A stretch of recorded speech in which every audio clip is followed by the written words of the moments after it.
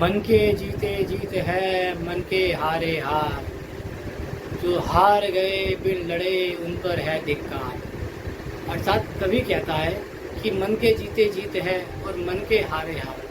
आखिर ये मन कहते किसे हैं? आइए इस पर विचार करते हैं। हम धरती के सबसे उत्कृष्ट प्राणी हैं, अर्थात श्रेष्ठ प्राणी हैं, इसलिए हमें मनुष्य कहा जाता है।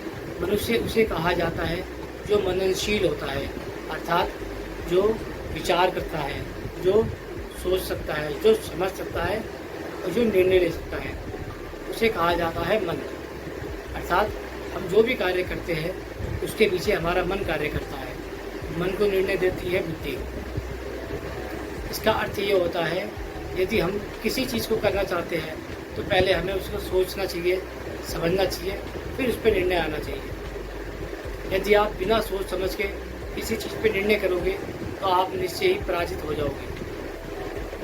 इसलिए जब भी कहा जाता है कि मन के जीते जीत है और मन के हारे हार, इसका अर्थ ये होता है कि युद्ध लड़ने से पहले मनुष्य को व्यूह अर्थात चक्रव्यूह बनाना चाहिए कि वो कैसे लड़ेगा, किससे लड़ेगा और क्यों लड़ेगा। अर्थात बिना मन की शक्ति के यदि आप लड़े आप पराजित होकर आएंगे। इसलिए मनुष्य को जब युद्ध भूमि में उतरने से पहले मन की भूमि में उतरना पड़ता है। इसलिए कहा जाता है मनुष्य को मननशील होना चाहिए। मन के जीते जीते अर्थात जो मन में जीत गया, जिसने विचार करके ही युद्ध लड़ा है, वह स्वतः ही जीत जाता है। ओम नमस्ते।